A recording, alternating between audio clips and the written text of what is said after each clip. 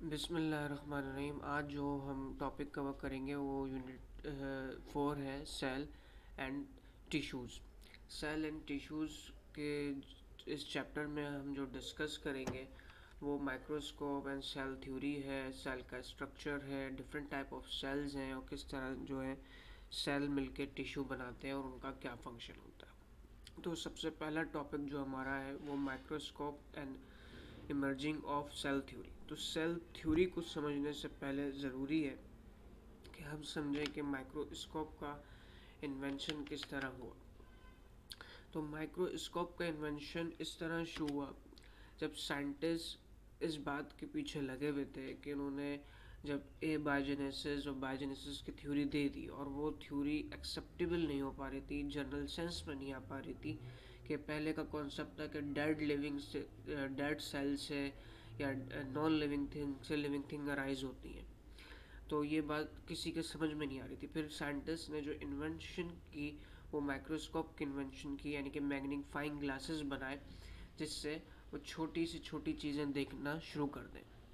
अब छोटी सी छोटी चीज़ें देखने के लिए कोई ऐसा मैग्नीफाइंग ग्लास चाहिए था जो कि हमारी आँखों से ना दिखने वाली चीज़ों को मैग्नीफाई यानी कि बड़ा करके दिखाए, और ये काम जो है माइक्रोस्कोप ने आसान बना दिया। अब जैसी माइक्रोस्कोप इन्वेंट हुई उसी के साथ साथ जो है सेल थ्योरी डेवलप हो गई, और जब सेल थ्योरी डेवलप हुई तो वो यूनिवर्सल सेल थ्योरी डेवलप हुई, जनरल कॉन्सेप्ट में सेल आ गए और वो तीन बातों में हमने उसको कंक्लूड किया कि तमाम ऑर्गेनिज्म जो है वो सेल से मिलके बनते हैं।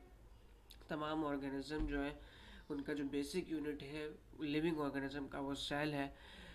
और दूसरा पॉइंट ये है कि सेल जो है basic unit of all organism, यानी कोई भी लिविंग चीज़ होगी तो उसका जो बेसिक यूनिट होगा वो सेल होगा। और तीसरा पॉइंट इसमें ये इंक्लूड हुआ कि सेल ओरिजिनेट होंगे प्री एग्जिस्टेंट सेल से। ये जो थी ये बेसिक थ्योरी थी। तो इस बेसिक थ्योरी अराइज हुई, ये मतलब जनरल डिस्कशन हमने यहाँ पे किया। जैसे माइक्रोस्कोप इन्वेंट हुई तो उसके बाद ही सेल डिस्कवर होगी, और सेल डिस्कवर के साथ ही जो है साइंटिस्ट ने सेल थ्योरी दी थी। तो इस माइक्रोस्कोप से लेकर और सेल थ्योरी तक का जो सफ़र है ये कोई छोटा सफ़र नहीं है। इसके अंदर भी 100-150 साल का अरसा है जो कि हम इस हिस्ट्री के अंदर कॉन्सेप्ट बनाने की कोशिश करेंगे कि किस तरह जो है माइक्रोस्कोप इन्वेंट हुई, और फिर इस तरह की माइक्रोस्कोप इन्वेंट होने के बाद किस तरह हमने सेल को आइडेंटिफाई करना शुरू किया, और किस तरह माइक्रोस्कोप इन्वेंट हुई, वो कौन सी माइक्रोस्कोप थी जिससे ये मुमकिन हुआ कि हम सेल को देख सकें। 1590 में साइंटिस्ट ने काम शुरू कर दिया माइक्रोस्कोप को डेवलप करने में। उससे पहले जो है टेलीस्कोप डेवलप हो चुकी थी। टेलीस्कोप वो होता है जो हम सितारों और चांद सितारों को देखने के काम आती है, और आज भी उसकी मॉडिफिकेशन फॉर्म मौजूद है।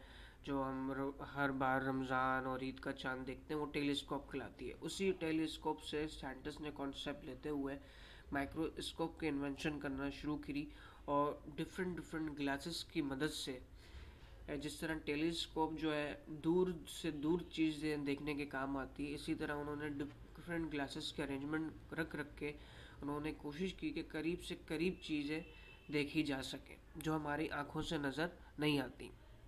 तो साइंटिस्ट ने चीज़ें तो आइडेंटिफाई कर ली, लेकिन उनका जो है रेजोल्यूशन उनको सही नज़र नहीं आ रही थी। यानी कि रेजोल्यूशन से मुराद चीज़ धुंधली नज़र आ रही थी। चीज़ बड़ी तो नज़र आना शुरू हो गई, लेकिन चीज़ जो है धुंधली नज़र आ रही थी। इस धुंधलेपन को ख़त्म करने के लिए फिर मज़ीद साइंटिस्ट इसके अंदर इन्वॉल्व हो गए, और डिफरेंट डिफरेंट साइंटिस्ट ने डिफरेंट डिफरेंट कॉन्सेप्ट के साथ इस जो हो सकता था वो काम करना इसमें शुरू किया, ताकि वो नई इन्वेंशंस और 100 साल तक के अरसे में कोई ऐसी खातिर खा नई इजाज़ सामने नहीं आई। फिर जो है एक साइंटिस्ट हमारे रॉबर्ट हुक आते हैं सामने, और उन्होंने माइक्रोस्कोप को मॉडिफाई किया, और उस मॉडिफिकेशन में उन्होंने दो तीन चीज़ें माइक्रोस्कोप के अंदर जो प्री एग्जिस्टेंस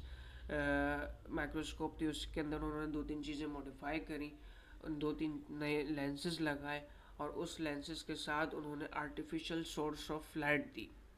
यानी कि उन्होंने कहा कि पहले तो हम सूरज की रोशनी में ये काम करती थी, लेकिन उन्होंने कहा एक आर्टिफिशियल सोर्स भी दिया जाए ताकि हम किसी भी वक्त देख सकें। फिर उन्होंने सबसे पहले कॉर्क यानी कि लकड़ी के टुकड़े को उन्होंने ऑब्जर्व किया और उन्होंने उसमें बड़ी ज़बरदस्त क्रिएशंस देखी, बड़ी ज़बरदस्त फिगर्स देखी। और वो फिगर्स में जब वो देखते हैं तो उन्हें बहुत टाइनी टाइनी ब्लॉक बने नज़र आते हैं और उस टाइनी टाइनी ब्लॉक्स को वो जो है सेलुलस का नाम दे देते हैं। और उस सेलुलस से ही हमने ये वर्ड इन्वेंट किया सेल। सेलुलस या सेलुलर से हमने वो वर्ड इन्वेंट किया सेल। और फिर आज ही हम उसको करंट लैंग्वेज में जानते हैं कि सेल जो है सबसे छोटा बेसिक यूनिट होता है। और ये सारी बातें उन्होंने अपनी किताब में डिस्कस करी, जिसे उन्होंने माइक्रोग्राफिया का नाम दिया। यानी कि उन्होंने माइक्रोस्कोप इन्वेंट करने के साथ साथ सेल की भी डिस्कवरी कर ली। और ये सेल की डिस्कवरी कब हुई? 1655 में। इन तकरीबन 100-120 साल का अरसा गुजर चुका था। फिर इसके बाद नए साइंटिस्ट आते हैं मज़ीद इसके अंदर मॉडिफिकेशन करने के लिए। लेवन हुक, इन्होंने 1673 में मज़ीद मैग्नीफाइंग ग्लासेस को लाके इन्होंने काम करना शुरू किया। और उन्होंने कहा ऐसी मैग्नीफाइंग ग्लास है, ऐसी पोर्टेबल माइक्रोस्कोप बनाई जा सके जो हम कहीं भी इजीली ले जा सके। और इन्होंने इस माइक्रोस्कोप को यूज़ किया फाइबर चेकिंग में, मतलब फ़ाइबर की क्वालिटी चेक करने में इन्होंने इस माइक्रोस्कोप को यूज़ किया। और इसी सफ़र से यहाँ पे इस माइक्रोस्कोप के अंदर मज़ीद मॉडिफिकेशन का सफ़र शुरू हो गया। और जब इन्होंने इसको इन्वेंट किया तो इसने 300 टाइम चीज़ों को मज़ीद मैग्नीफाई कर दिया। अब ये जब मैग्नीफाई हो गई 300 टाइम, तो फिर डिफरेंट साइंटिस्ट ने डिफरेंट चीज़ें डिस्कवर करना शुरू कर दी। जैसे कि रॉबर्ट हुक ने फर्स्ट टाइम सेल डिस्कवर किया, उन्होंने उसका नाम सेल दिया। फिर इसी तरह डिफरेंट साइंटिस्ट आ गए, उन्होंने किसी ने प्लांट डिस्कवर किया, किसी ने एनिमल सेल डिस्कवर किया। और इस तरह हमें पता चल सका कि हर लिविंग थिंग टाइनी यूनिट से मिलके बनी है, जिससे हम सेल कहते हैं, जो नाम जो है रॉबर्ट हुक दे के जा चुके थे। उस वक्त के सभी साइंटिस्ट इस बात पे एग्री थे कि बेसिक यूनिट जो है सेल है और ये मज़ीद चीज़ों में फर्दर डिवाइड नहीं हो सकता। जिस तरह हम केमिस्ट्री में पढ़ रहे होते हैं कि सबसे छोटा यूनिट एटम है, इसी तरह बायोलॉजी में सबसे छोटा यूनिट जो है सेल है। और फिर उन्होंने इसकी एग्जांपल इस तरह दी कि जिस तरह एक ब्रिक्स कंबाइन होके एक बड़ी सी वॉल बनाती है, इसी तरह एक सेल कंबाइन होके जो है टिश्यू बनाता है और टिश्यू से ऑर्गन बनता है। और फिर वो डिफरेंट ऑर्गन मिलके कोई पूरा ऑर्गेनिज्म बनाते हैं। तो ये उस वक्त की बेसिक थ्योरी मौजूद थी। अब फिर इसमें डिफरेंट साइंटिस्ट ने अपना मज़ीद कंट्रीब्यूशन देना शुरू किया। और 1838 में जो शेडलिन थे, इन्होंने, जो कि जर्मन साइंटिस्ट थे, इन्होंने प्लांट टिश्यू के ऊपर काम करना शुरू किया, यानी कि प्लांट टिश्यू को मज़ीद डिस्कवर करना शुरू किया। इसी तरह एक साइंटिस्ट और थे शॉन, जिनका नाम था, इन्हीं ने सेम ईयर 1839 में एनिमल टिश्यू के ऊपर काम करना शुरू किया, एनिमल टिश्यू को डिस्कवर शुरू किया। और फिर इन दोनों ने कंबाइनली स्टडी की और इनकी एनिमल सेल और प्लांट सेल की सिमिलरिटीज़ और डिससिमिलरिटीज़ के ऊपर उन्होंने काम करना शुरू किया कि इन दोनों सेल्स में क्या फ़र्क है। उस वक्त तक ये दो ही किंगडम इन्वेंट हुए थे, kingdom plant and kingdom animal. इसी वजह से इस वक्त इन्हीं दो सेल्स के ऊपर काम हुआ। और फिर उन्होंने दोनों ने मिलके कंबाइन स्टडी करी और उन्होंने इसके डिफरेंस निकालने की कोशिश करी कि दोनों लिविंग सेल में क्या क्या डिफरेंस है, जो हम आगे जाके स्टडी कर रहे होंगे कि दोनों के सेल में क्या फ़र्क है। लेकिन इतनी बात तो सिमिलर थी दोनों में कि दोनों प्लांट भी और एनिमल भी, इनका बेसिक स्ट्रक्चर जो है सेल है। फिर 1855 में रिडोल्फ विक्रो आए और इन्होंने भी अपनी कंट्रीब्यूशन दी इसमें। और इन्होंने स्टेटमेंट दिए, लैटिन थे तो इन्होंने लातानी ज़बान में स्टेटमेंट दी, और इन्होंने जो इसका इंग्लिश तर्जुमा किया वो ये किया कि जितने भी सेल हैं, एवरी सेल अराइज होता है फ्रॉम डिफरेंट सेल से, यानी कि सेल अराइज होंगे प्री एग्जिस्टेंट सेल से। Every cell arise from cell, यानी कि सेल को नए सेल बनाने के लिए हमें सेल का होना ज़रूरी है।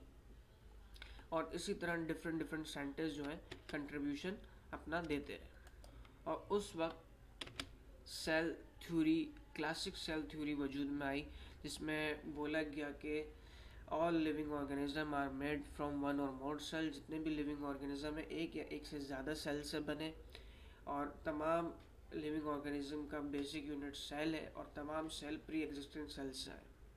इसी के साथ साथ सेल थ्योरी मॉडिफिकेशन चल रही थी, तो मॉडर्न सेल थ्योरी भी आ गई। और मॉडर्न सेल थ्योरी में पॉइंट ये ऐड होगा कि इसके अंदर जेनेटिक मटेरियल भी होता है जो कि सेल डिवीजन के काम आता है।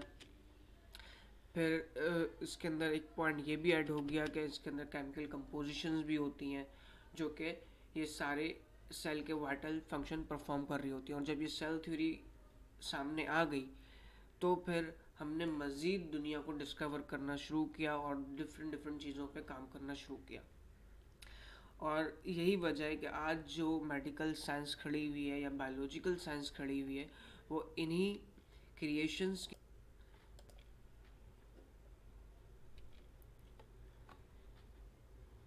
1546 से जो इन्वेंशन और मॉडिफिकेशन का सफ़र शुरू हुआ और आज तक चल रहा है।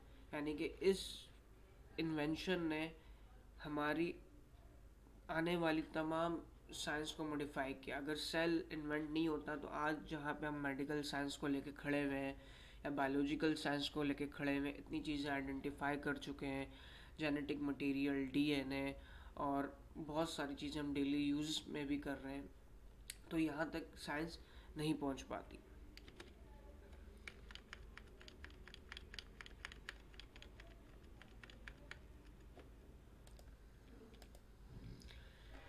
जो 1546 से सफ़र शुरू हुआ वो करते करते करते 1898 पे ख़त्म हुआ। यानी कि यहाँ ख़त्म होने से मुराद कि अभी भी कंटिन्यू हुए हैं, लेकिन उस वक्त तक हम जो है सेल के अंदर की मज़ीद ऑर्गेनील्स को डिस्कवर कर चुके थे।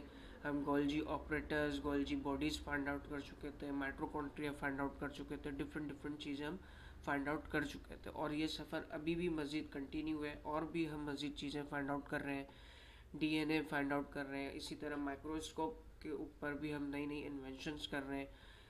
पहले कंपाउंड माइक्रोस्कोप आई, फिर इलेक्ट्रॉन माइक्रोस्कोप आई, और मज़ीद आज जैसे जैसे वक्त आगे बढ़ रहा है वैसे वैसे हमारी साइंस भी जदीद होती जा रही है, और मज़ीद हाई रेजोल्यूशन की माइक्रोस्कोप तक हम जा रहे हैं। तो ये जो हमने टॉपिक पढ़ा सेल थ्योरी और माइक्रोस्कोप, ये होप कि आपको बहुत अच्छा समझ में आया होगा। इसी तरीके से बुक में लिखा हुआ है, बुक में 2-3 चीज़ें अलग लिखी हुई हैं, लेकिन हमने कोशिश करी कि इसको थोड़ा अलग तरीके से समझाएं। और इसी तरह उन्होंने बुक में भी डायग्राम्स बना के समझाया हुआ है, और इसी तरह उन्होंने बुक में भी जिक्र किया हुआ है इन तमाम बातों का जो हमने इस वीडियो में डिस्कस करी। ये तमाम साइंटिस्ट जिन्होंने कंट्रीब्यूशन करी माइक्रोस्कोप की इन्वेंशन में, सेल की डिस्कवरी में, और आज हमारे पास सेल थ्योरी इस फॉर्म में मौजूद है जो हमने अभी डिस्कस करी। इंशाल्लाह अगली वीडियो में नेक्स्ट टॉपिक के साथ हाजिर होंगे। अपना ख्याल रखिएगा। शुक्रिया।